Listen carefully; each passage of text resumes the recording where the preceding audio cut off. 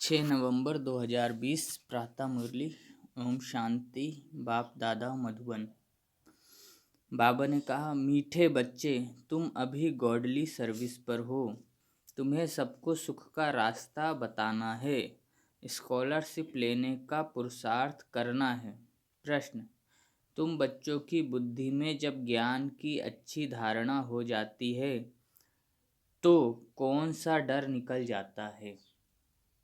तुम बच्चों की बुद्धि में जब ज्ञान की अच्छी धारणा हो जाती है तो कौन सा डर निकल जाता है? उत्तर: भक्ति में जो डर रहता है कि गुरु हमें श्राप न दे देवे, यह डर ज्ञान में आने से, ज्ञान की धारणा करने से निकल जाता है, क्योंकि ज्ञान मार्ग में श्राप कोई दे न सके। रावण श्राप देता है, बाप वर्षा देते हैं, रिद्धि सिद्धि सिखाने वाले ऐसा तंग करने का, दुख देने का काम करते हैं। ज्ञान में तो तुम सच्चे सबको सुख, तुम बच्चे सबको सुख पहुंचाते हो। ओम शांति। मीठे मीठे रूहानी बच्चों प्रति रूहानी बाप बैठ समझाते हैं, तुम सब पहले आत्मा हो, यह पक्का निश्चय रखना है। बच्चे जानते हैं हम आत्माएं परम धाम से आती हैं। यहाँ शरीर लेकर पाठ बजाने आत्मा ही पाठ बजाती है। मनुष्य फिर समझते शरीर ही पाठ बजाते हैं। यह है बड़े ते बड़ी भूल, जिस कारण आत्मा को कोई जानते नहीं। इस आवागमन में हम आत्माएं आती जाती हैं, इस बात को भूल जाते हैं। इसलिए बाप को ही आकर आत्म अभिमानी बनाना पड़ता है। यह बात भी कोई नहीं जानते, बाप ही समझाते हैं आत्मा कैसे पाठ बजाती है। मनुष्यों के मैक्सिमम 84 जन्मों से लेकर मिनिमम है 1-2 जन्म। आत्मा को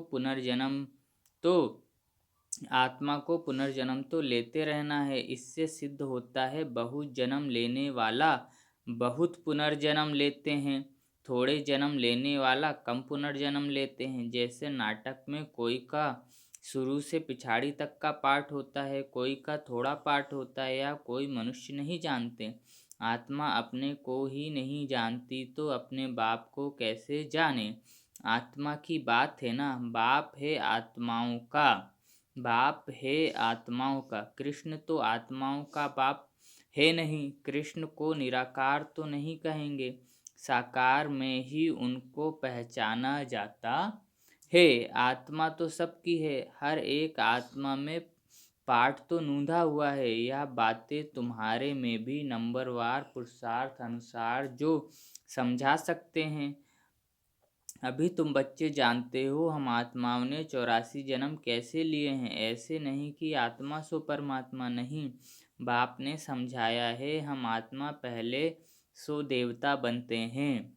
अभी पतित तमो प्रधान है, फिर सतो प्रधान पावन बनना है। बाप आते ही तब हैं जब सृष्टि पुरानी हो जाती है। बाप आकर पुरानी को नया बनाते हैं, नई सृष्टि स्थापन करते हैं। नई दुनिया में है ही आदि सनातन देवी देवता धर्म।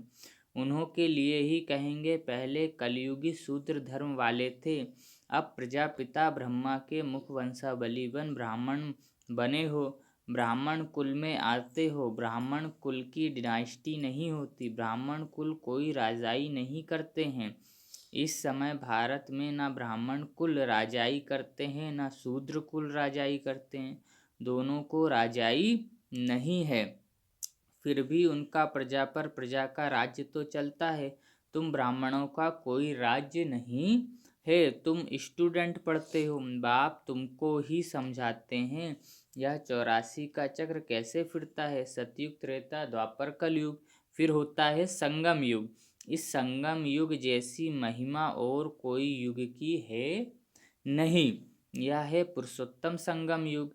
सतयुग से त्रेता में आते हैं, 2 कला कम होती है तो उनकी महिमा क्या करेंगे। गिरने की महिमा थोड़े ही होती है। कलयुग को कहा जाता है पुरानी दुनिया। अब नई दुनिया स्थापन होनी है, जहाँ देवी देवताओं का राज्य होता है। वह पुरुषोत्तम थे, फिर कला कम होते होते कनिष्ठ शूद्र बुद्धि बन जाते हैं। उनको पत्थर बुद्धि भी कहा जाता है। ऐसे पत्थर बुद्धि बन जाते हैं जो जिनकी पूजा करते हैं उनकी जीवन कहानी को भी नहीं जानते। बच्चे बाप का जीवन ना जाने तो वर्षा कैसे मिले। अभी तुम बच्चे बाप के जीवन को जानते हो, उनसे तुमको वर्षा मिल रहा है। बेहद के बाप को याद करते हो।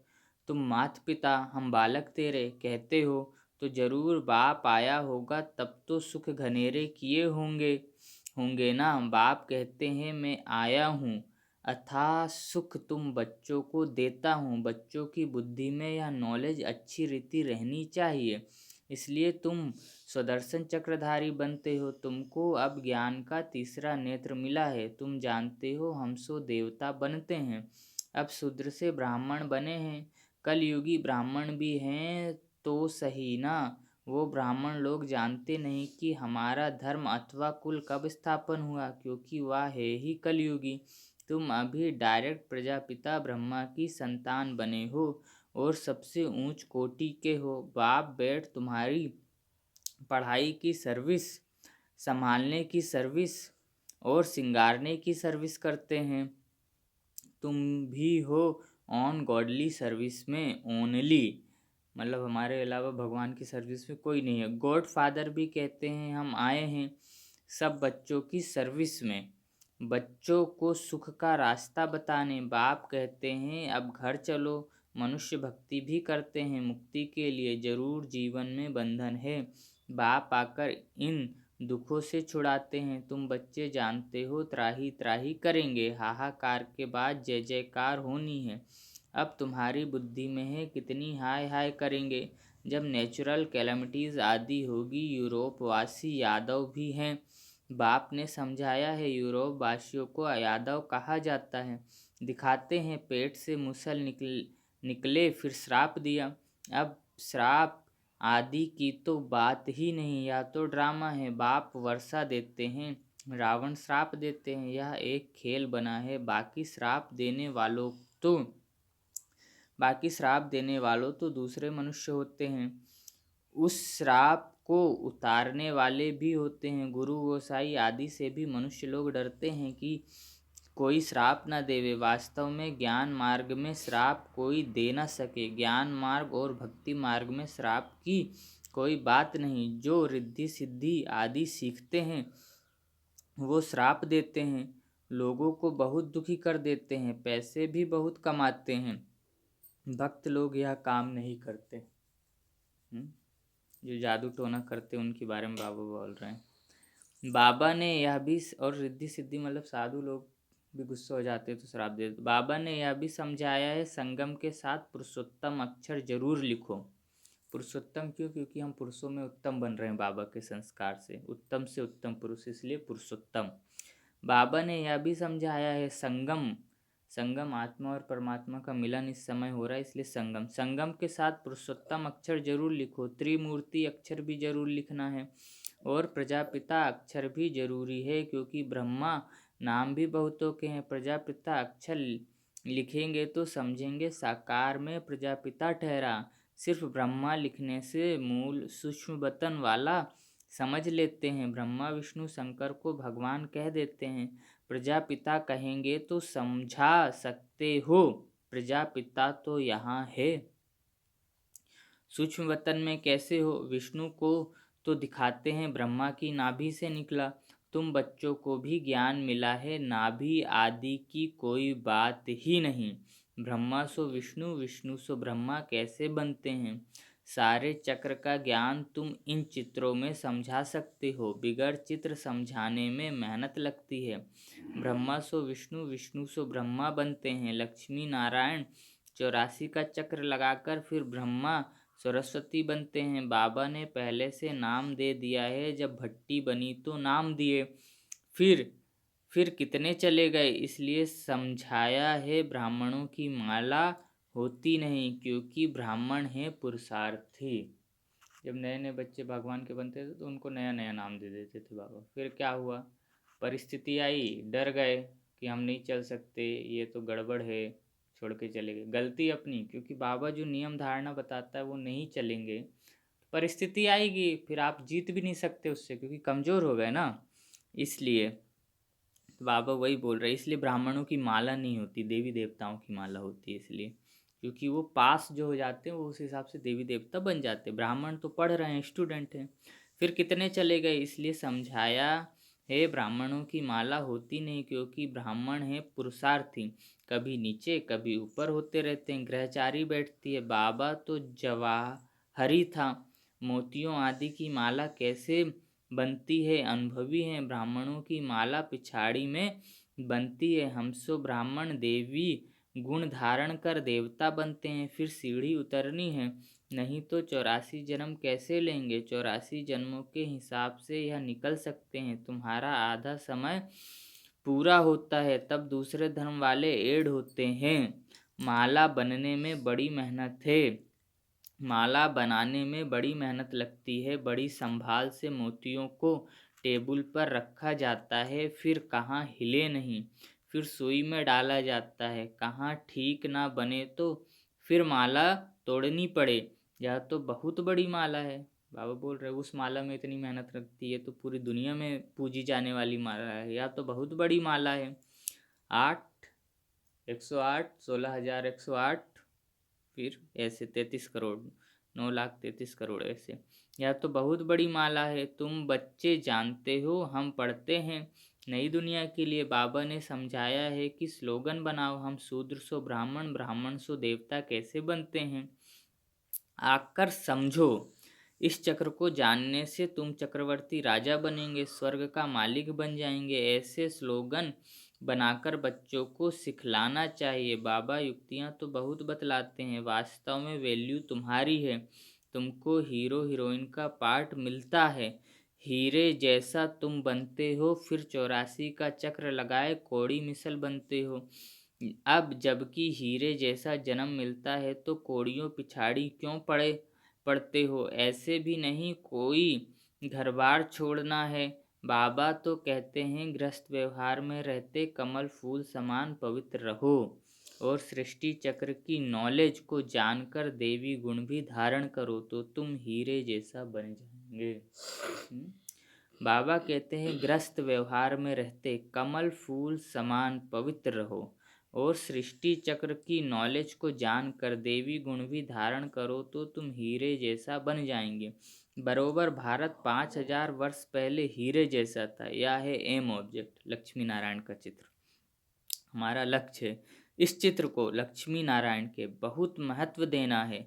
तुम बच्चों को बहुत सर्विस करनी है। प्रदर्शनी म्यूजियम में विहांग मार्ग की सर्विस बगैर तुम प्रजा कैसे बनाएंगे। भल इस ज्ञान को सुनाते भी हो, परंतु ऊंच पद कोई विरले पाते हैं। प्रजा बनाना अर्थात बाबा बोलते हैं कि जिसको भी तुम सुनाओगे ज्ञान, वो तुम्हारे राज्य में आके प्रजा बनेगा तुम्हारा आगे। लेकिन हमारा लक्ष्य ये होना चाहिए कि वो भगवान को बहुत अच्छे से समझे और वो राजा बने, क्योंकि भगवान यहाँ किसी को प्रजा बनाने नहीं आए हैं। बाबा बोलते हैं हम राजा बनाने आए हैं। भल इस ज्ञान को सुनते भी हैं, परंतु ऊंच पद कोई पिरले पाते हैं। उनके लिए ही कहा जाता है कोटों में कोई, स्कॉलरशिप भी कोई लेते हैं ना। 40-50 बच्चे स्कूल में होते हैं, उनसे कोई एक स्कॉलरशिप लेता है, कोई थोड़ा प्लस में आ जाता है तो उनको भी देते हैं।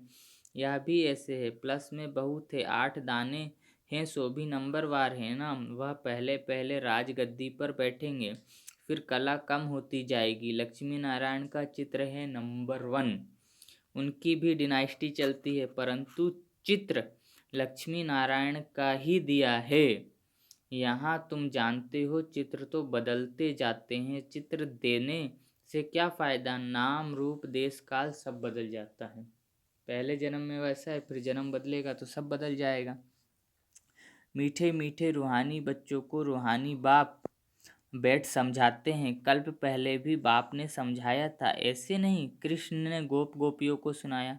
कृष्ण के गोप गोपियाँ होते नहीं, क्योंकि जब कृष्ण होगा सभी कृष्ण के साथ खेलने वाले राजा रानी प्रिंस प्रिंसेस ही होंगे ना। उनको ज्ञान सिखाया जाता है।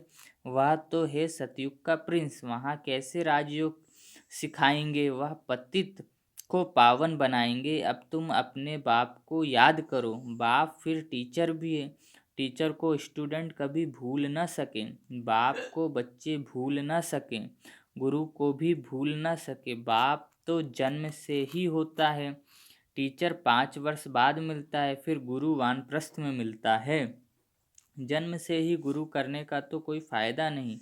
गुरु की गोद लेकर फिर दूसरे दिन मर जाते हैं। फिर गुरु क्या करते हैं? गाते भी हैं, गुरु सदगुरु बिगर गति नहीं। सदगुरु को छोड़ वह फिर गुरु कह देते हैं। गुरु तो ढेर हैं। बाबा कहते हैं, बच्चे तुम्हें कोई देहधारी गुरु आदि करने की दरकार नहीं है, तुम्हें किसी से भी कुछ मांगना नहीं है।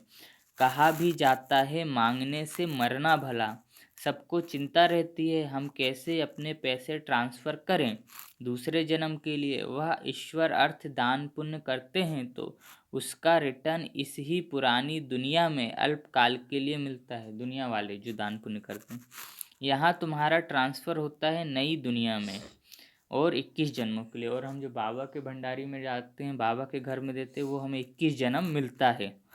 तन मन धन प्रभु के आगे अर्पण करना है। सो तो जब आए तब अर्पण करेंगे ना। प्रभु को कोई जानते ही नहीं तो गुरु को पकड़ लेते हैं, धन आदि गुरु के आगे अर्पण कर देते हैं। वारिस नहीं होता है तो सब गुरु को देते हैं। आजकल कायदे अनुसार ईश्वर अर्थ भी कोई देते नहीं हैं। भगवान के यहाँ समर्पण कर रहे, ऐसे नहीं इस गुरु को दे रहे उस गुरु को दे रहे, ऐसे हो गया। बाप समझाते हैं, मैं गरीब निवाज हूँ, इसलिए मैं आता ही भारत में हूँ। तुमको आकर विश्व का मालिक बनाता हूँ। डायरेक्ट और इनडायरेक्ट में कितना फ़र्क है वह जानते कुछ भी नहीं, सिर्फ कह देते हैं हम ईश्वर अर्पण करते हैं। हे सब बेसमझी, तुम बच्चों को अब समझ मिलती है तो तुम बेसमझ से समझदार बने हो। बुद्धि में ज्ञान है। बाप तो कमाल करते हैं, ज़रूर बेहद के बाप से बेहद का वर्षा ही मिलना चाहिए। बाप से तुम वर्षा लेते हो, फिर दादा द्वारा, दादा भी उनसे वर्षा ले रहे हैं। वर्षा देने वाला एक ही है। ब्रह्मा बाबा भी शिव बाबा से ही वर्षा ले रहे थे।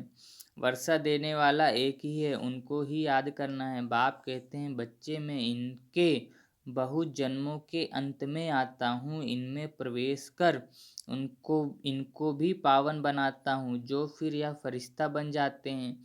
बेच पर तुम बहुत सर्विस कर सकते हो, तुम्हारा यह सब है अर्थ सहित बेचस। यह तो जियदान देने वाला चित्र है, इनकी वैल्यू का किसको भी पता नहीं है। और बाबा को हमेशा बड़ी चीज़ पसंद आती है, जो कोई भी दूसरे से पढ़ सके, कोई भी दूर से पढ़ सके। इनकी वैल्यू का किसको पता नहीं, जो बैच रहता है उसका किसी को पता नहीं है। इसमें तो चित्र नहीं बना, उसमें लक्ष्मी नारायण का चित्र और शिव बाबा का, तो समझाने के लिए होता है। यह जो जीदान देने वाला चित्र है, इनकी वैल्यू का किसको भी पता नहीं है। और बाबा को हमेशा बड़ी चीज़ पसंद आती है, जो कोई दूर से पढ़ सके। ब्रह्म बाबा थे तो 7-7, 8-8 फीट के चित्र बनवाते थे। बोले दूर से ही देख के उनको लगे कि क्या है, जिज्ञासा पैदा हो, तब तो आप उनको ज्ञान सुनाओगे ना। अच्छा, मीठे मीठे सिकी लधे बच्चों प्रति माता पिता बाप दादा का याद प्यार और गुड मॉर्निंग। रूहानी बाप की रूहानी बच्चों को नमस्ते। हम रूहानी बच्चों की रूहानी माता पिता, मम्मा बाबा, बाप दादा को याद प्यार, गुड मॉर्निंग और नमस्ते। शुक्रिया बाबा, शुक्रिया आपका, पद्मा पदम शुक्रिया।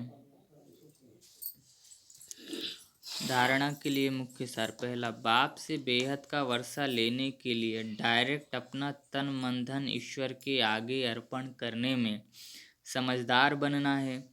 अपना सब कुछ 21 जन्मों के लिए ट्रांसफ़र कर लेना है।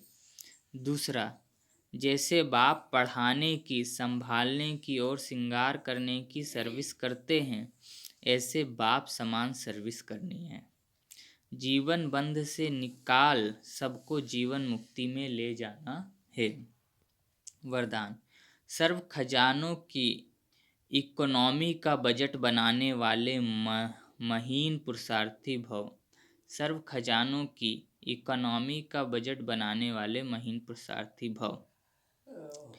विस्तार, जैसे लौकिक रीति में यदि इकोनॉमी वाले का घर ना हो तो ठीक रीति से नहीं चल सकता, ऐसे यदि निमित्त बने हुए बच्चे इकोनॉमी वाले नहीं हैं तो सेंटर ठीक नहीं चलता।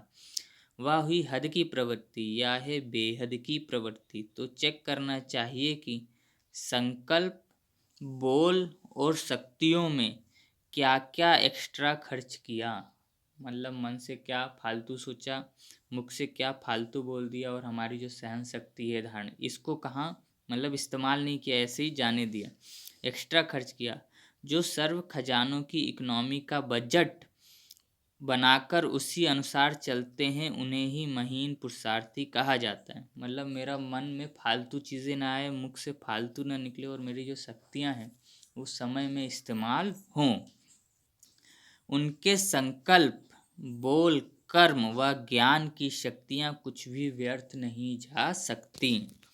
स्लोगन, स्नेह के खजाने से माला माल बन, सबको स्नेह दो और स्नेह लो। हम सबको प्यार देंगे तो हमें प्यार ही मिलेगा, ऐसे बाबा बोलते हैं, दुआएं दो दुआएं लो, है ना। स्लोगन, स्नेह के खजाने से माला माल बन, सबको स्नेह दो और स्नेह लो। अच्छा, ओम शांति।